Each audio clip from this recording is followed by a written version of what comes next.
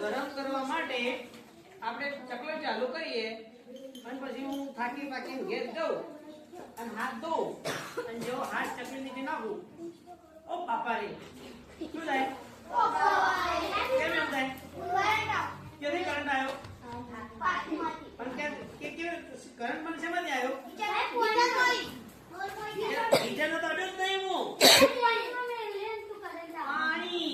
જેવું મારા હાથ ઉપર પાણી પડે તરત કરંટ આવે તો પાણી કરંટ પાણી કેવું કહેવાય સુવાહક કે અવાહક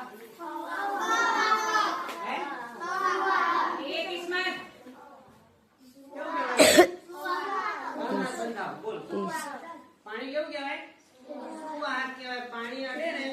તો પાણીમાં પણ કરંટ પસાર થાય તો મારા હાથમાં કરંટ થાય તો બહુ ભારે કરંટ હોય ગીઝરનો અને જો એ એવા પાણીમાં માની લો તમારો છોકરો એક ગીઝર ચાલુ કરે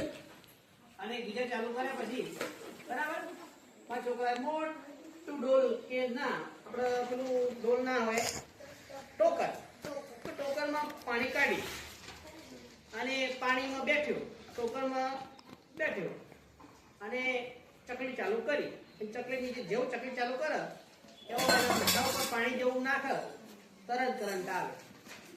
તો કરંટ હેવી હોય કેવો હોય અને પેલું બીજું તમે ગીઝર સિવાય પેલું જોયું ને હીટર ખાલી હીટર શું હોય પાણી ગરમ કરવા પ્લગ ભરાઈ અને ડોલમાં મૂકી દેવાનું તો ડોલનું પાણી શું થઈ જાય ગરમ થઈ જાય પણ જો પ્લગ ભરાયેલું હોય અને તમે જોયું ના હોય અને તમે હાથ નાખો તો પાણીમાં